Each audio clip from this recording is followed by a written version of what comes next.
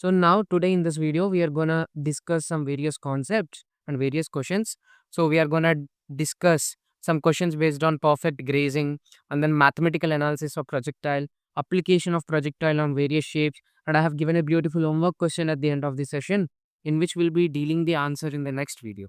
And also I'm gonna give you an unique concept that I call as concept of the video. So let's see the beautiful questions in the upcoming slides. So the question one says, one has to throw a particle from one side of a fixed sphere. They're saying the sphere is fixed. Okay, sir. In a diametrical plane to another side such that it just grazes the sphere. Excellent. It is just grazing the sphere. Now, find the minimum possible speed for this condition. Very good question. This question has various sources. You can find a similar question in Pathfinder circular motion also. So, on this particular questions or else on this particular type of questions, what we need to do? First of all, try to solve this based on mathematics. Okay, you need to have a very good mathematical keen on this particular type of questions. For suppose they are saying this is u. Okay, sir, and I want the particular they're asking u minimum. What is the minimum possible speed? So how can I deal this? We know that they have given this is radius, right? This is radius. Now let's say I'm drawing a perpendicular. This will also be radius and I'm saying this angle is theta. And let's say this angle also will be theta, right? Now at this particular point, let's say the velocity is v, of course. So this is also r. So from here, what can I say beta? This particular distance becomes r sine theta. And this particular distance becomes r cos theta. And if you do the same thing, this also becomes r sine theta. Excellent. Yeah, you got the point. Now, just see this particular portion of that projectile. This is also a projectile with initial speed v and the range is r sine theta plus r sine theta. So that particular range is 2r sine theta and that we know the formula for range is nothing but v square sine 2 theta by g.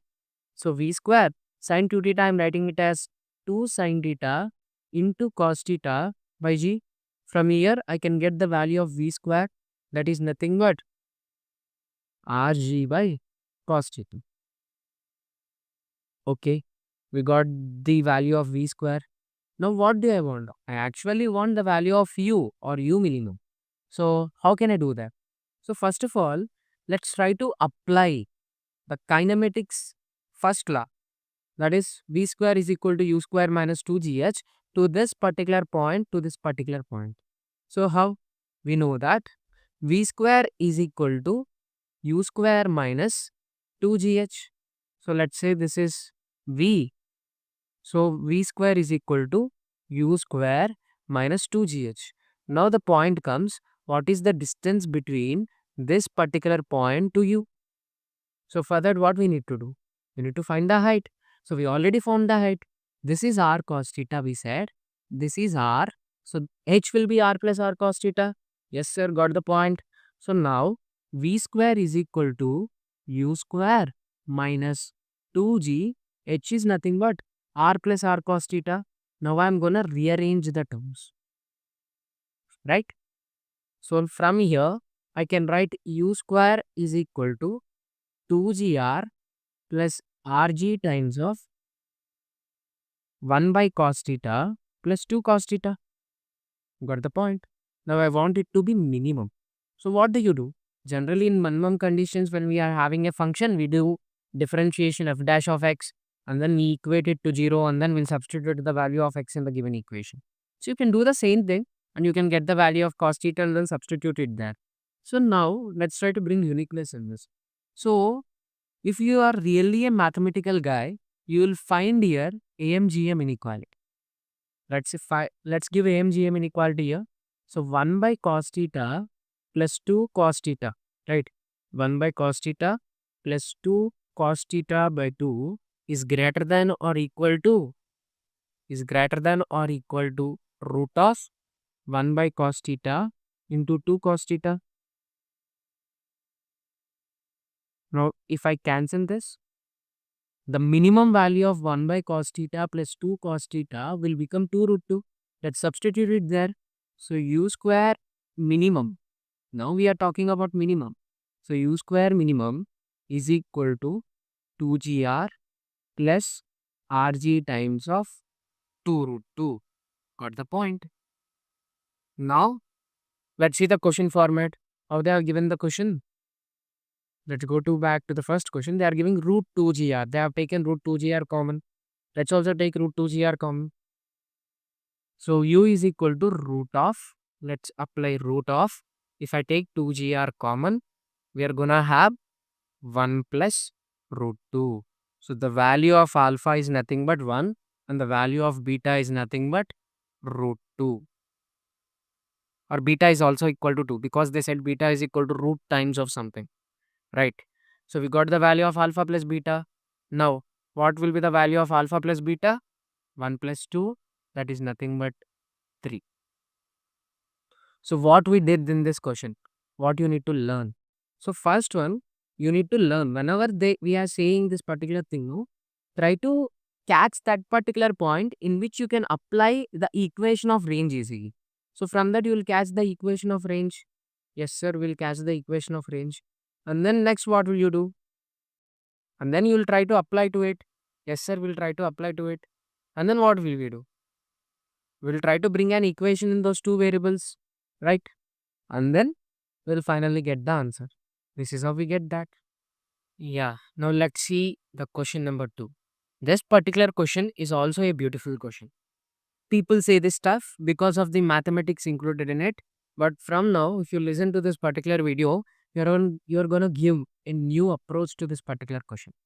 The conventional method is finding the vertexes of all the 4 vertices and then solving the question. So first of all, let's see what the question is for the people who are seeing this question for the first time.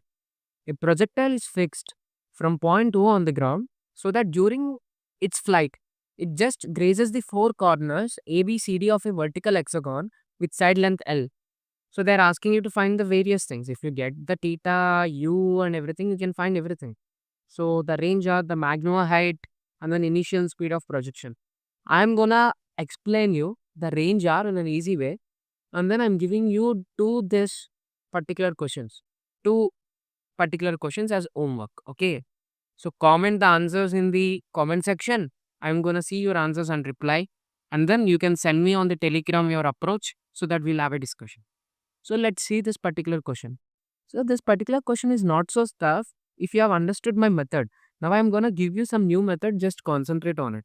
They're saying it is grazing, right? This particular 4 corners. My diagram may not be perfect, but just see the diagram which is sideward and then just try to understand this. Okay, I'm gonna mix this. So they are saying this is L. First of all, you should know how to find the various coordinates of this particular one. So let's say O, L and everyone is given and mainly concentrating on C, D and let's say this point as Q. Let's say the entire range as R. Okay, the range is R. They have mentioned.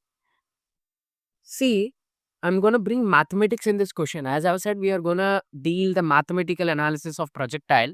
Now we are going to do that. If you see this properly, how I'm going to apply mathematics. So now let's see this particular point. I'm taking this particular point, the center of this parabola as the origin. Now, will you guys say me what will be the equation of this parabola? It is a downward parabola. So that's why the equation will be y is equal to excellent. Minus kx square. You guys got the point. You guys said me y is equal to minus kx square. Let's keep this sideward. Okay. Now, what will be the various coordinates? Let's say the distance from here, we will assume it to be a. Okay. Now, I want the coordinates of C. So, first of all, try to find the various distances. So, if this is L, if I'm drawing like this, okay. If this is L, if I'm drawing like this, everywhere the angle will be what? 60 degrees, right? So, what will be this particular distance? What will be this particular distance? Can you say me? For this, I can apply cos 60. Cos 60 is equal to x by L. So, cos 60 is how much? 1 by 2, right? So, x is gonna be L by 2. If you do this, you'll get this as root 3 times of L by 2. Again, this will be root 3 L by 2 and L by 2 and so on. So you got the point, I guess. Now I want you to find the various coordinates of this particular one. How to find it? It is quite simple. You need not worry. So if you know the coordinates of one particular point, you can write the coordinates of the remaining 2 points. So first, suppose for point C, I have given the like y-axis distance to be a, but you are going down the origin. So this will be minus a. And then this is simply how much? This will be L by 2, right? You got the point. Now I want D. D is nothing but, see, this is L by 2, this is L, and again this will be L by 2. So the total distance is 2L, and I'm talking from exactly the center, this particular distance. So that will be L, comma, minus A plus, excellent, root 3 L by 2. You got the point. Minus times of A plus root 3 times of L by 2. Now I want the last point Q. The Q is nothing but, see, this is, can I say it as complete one is range R. So can I say it as R by 2? And then you want to write the y-axis coordinate. That will be minus times of A plus root 3L by 2 plus root 3L by 2, that is root 3L. So this is done. Now I want you to solve using that one particular equation all the 3 coordinates. Okay, apply the 3 coordinates on the equation. So we know y is equal to minus kx square. So for the first point, that is nothing but point C. I want that particular coordinates. What is that? That is L by 2 comma A. So just say A, right? This is A is equal to minus A, to be precise, minus k times of L by 2. So L square by 4. So from here you get k value or else something. Let's say A is equal to k L square by 4. Let's see how to solve this. And then coming to the next point. That next one is nothing but y is nothing but, yeah, A plus root 3L by 2. So first coordinate is done. So D I am applying root 3L by 2 is equal to minus k times of x coordinate is L. So L square. So again cancelling this because this is total minus times of A root 3L by 2, A plus root 3L by 2. Now I am talking about the next coordinates. That's our final coordinate. That is R by 2 comma minus A plus root 3L. So minus times of A plus root 3L is equal to how much beta? Minus k R square by 4. Now from the first equation, let's say 1, 2, 3 respectively, from the first equation, or else try to apply the value of A in the second equation. So what will you get from that? K L square by 4. If I substitute K L square by 4 here, you will get K L square minus K L square by 4.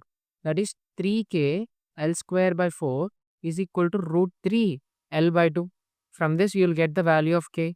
How much will you get the value of K? K is nothing but 2 by root 3 L. Excellent. So remember this. Now I'm gonna replace everything that we have done till now in the third equation. So let's go to the next page for clarity. So what is the third equation we got? A plus root 3L is equal to A plus root 3L is equal to, excellent, K times of R square by 4. So what is A? We have found A is, let's keep it as A only. Okay, let's keep A as A. Or else let's keep it as something. What shall we keep? K L square by 4. We already found it, right? So plus root 3L is equal to K times of R square by 4.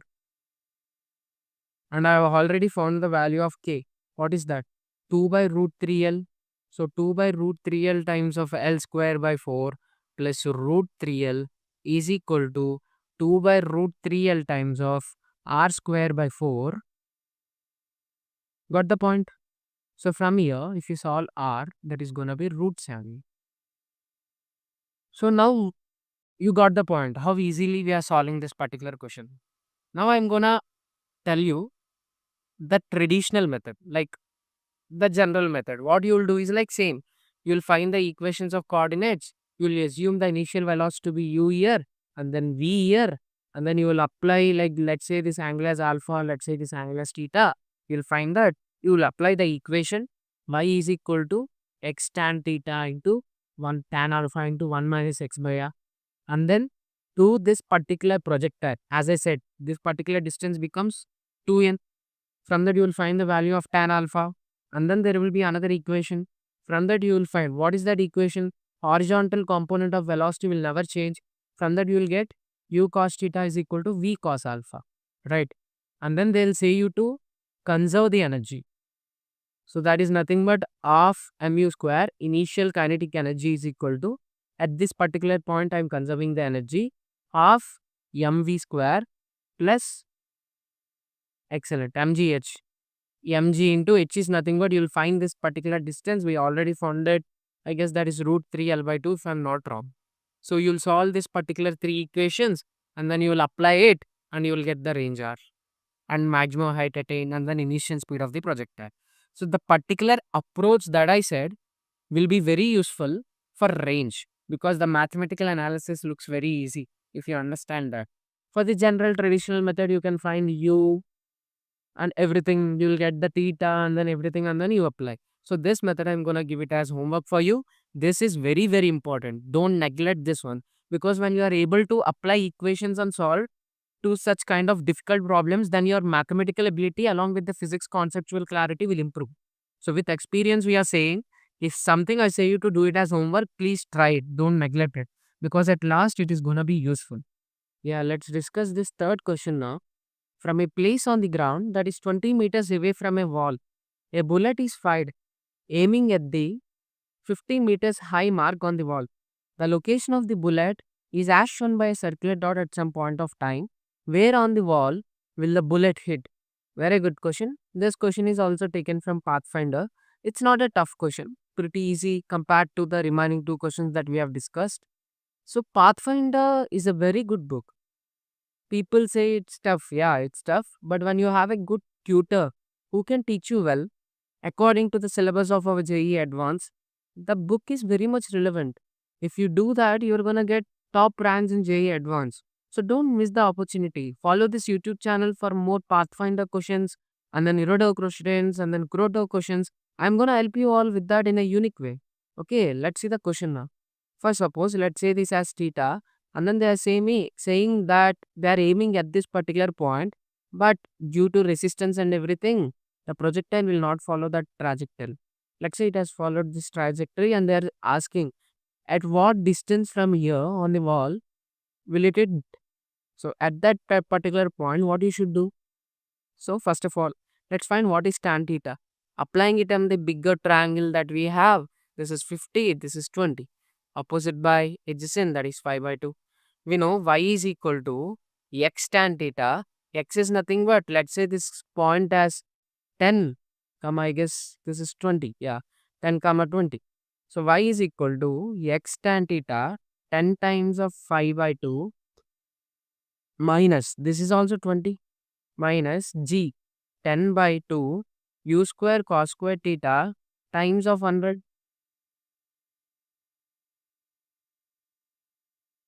by times of x square, right? X is here 10, 100. So 2 becomes 5, right? Here 2 again 5. And then you have 25 u square cos square theta minus 500 is equal to 20. So this will be 520 divided by 5. So finally here u square cos square theta becomes 100 if you solve it. Okay. If you take LCM and solve it, you will get u square cos square theta as 100. Now that's not the point. We have another point, right? Here we know that x coordinates is 20 and y coordinate is y. Now we need to apply this particular equation or this particular point in the given equation. So the y coordinate remains as y coordinate that we need to find, that is x tan theta is pi by 2 minus g 10 by 2 u square cos square theta is 100 times of x square, that is 400, right? 100 becomes 4, 2 becomes 5 and again 10, that is 10 minus 50 minus 20, that is 30. So y is equal to 30 meters. It hits the wall at a distance of 30 meters. So beautiful question and an easy question. Now we completed all the three questions. So as I said, I'm gonna give a concept and I call it as concept of the video. So today's concept of the video is also based on the point and then point on the projectile. So what that concept is, let's come to the concept of the day. Okay, let's see what's the concept of the day.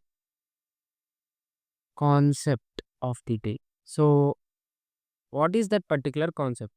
See students, what I'm talking about is, let's say this is y axis and then this is x axis. So y and x axis respectively. And there is this particular point only mentioned. Okay. They didn't mention you any data except this point, and then they're saying that the projectile passes through this particular point. And then they're asking you to find what will be the u minimum and then tan theta or tan alpha. So let's say this as theta, the initial projection angle.